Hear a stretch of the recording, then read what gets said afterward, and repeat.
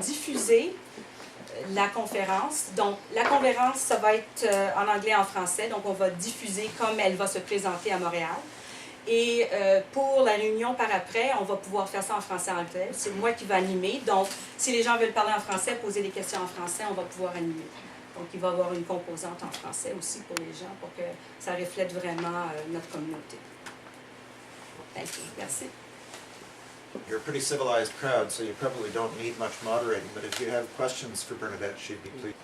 So, some of you may have heard of the Canada150 conference, Canada at 150 conference, that is being organized by the Liberals, and it's taking place in Montreal. So it's a live conference with several speakers who are going to be talking about issues that are of interest to Canada, to us locally as well.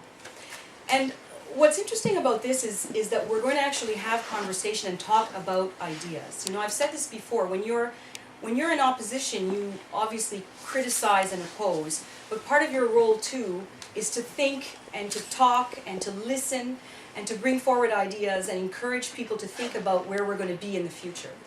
So, Canada's going to turn 150 in 2017. And you know, when you have a big birthday, some of you may have had big birthdays in your lives, you know, the 0 ones or the 5 ones. And I think I've had that, and I think it's a time where you take stock of what you've done. You celebrate your successes, and you think about where you want to be in 5 years or 10 years. What are the things you still want to do, achieve? What are your interests? What do you want to pursue for yourself, for your community? Same thing when you turn 150. And you know, Cornwall turned 225 last year, and I was helping to organize that event from a city council perspective. And throughout the year, as we were organizing that birthday, we thought about what we, you know, where we had come from and what we were looking forward to. So that's the idea behind the Canada at 150 conference. It's looking to see where we want Canada to be when it turns 150 in 2017.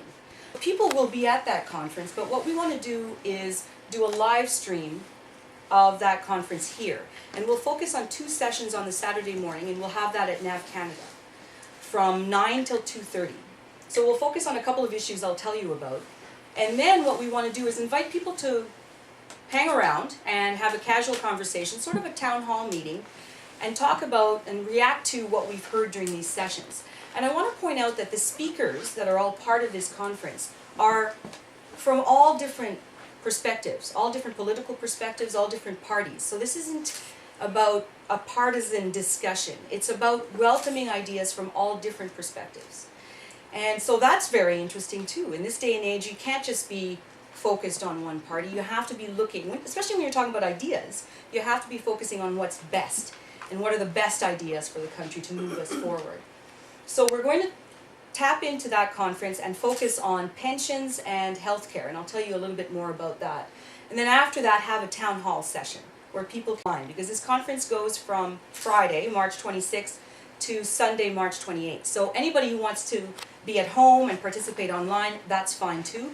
But we thought if we had some live streaming of some of the sessions, that people could come and react together. You know how it is when you go to a movie. It's very different watching a movie at home than going to a movie theater. You can feed off people's reactions, get some ideas, and then have some conversation after. So there's going to be a light lunch provided because people need food in order to feel comfortable talking.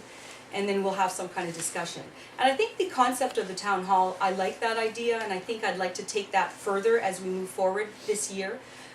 Go out to Dundas, go out to South Glengarry and have town hall formats where you have people sit down, come in, and I will get to hear what people have on their minds and what issues are important for the riding. Because obviously we have urban and rural focus in this riding. It's a great advantage, but it means that we have different perspectives. So I'm going to need to go out and meet with people in other parts of the riding as well. So that's planned for the next few months. So back to Canada 150. In the morning, we're going to be streaming the section on pensions. So retirement in 2017. You know that we have an aging population. That's very, very, very true for this region. And people are concerned about what that means. A lot of people have insufficient savings to take them into their retirement. Other people have pensions and worry about how secure those pensions are. So it's a topic that is of concern. This is a generation that's going into retirement, still concerned with their own children, their own children's costs and worries, and concerned about their aging parents. So it'll be interesting to have a discussion about that going forward. We're also going to be streaming the healthcare one after that 10:15.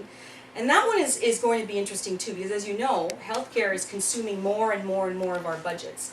And it isn't just a provincial issue, it's an issue of national importance, of local importance.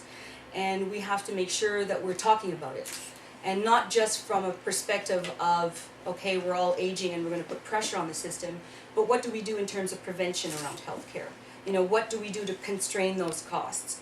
Do we make changes in, or do we focus on prevention? You know, today Kraft was announcing that they're going to reduce salt in their products over the next little while. These are interesting topics on where we're going to focus in the next few years and what we need to do to make sure that we have and maintain the healthcare system that we're going to have going into 2017.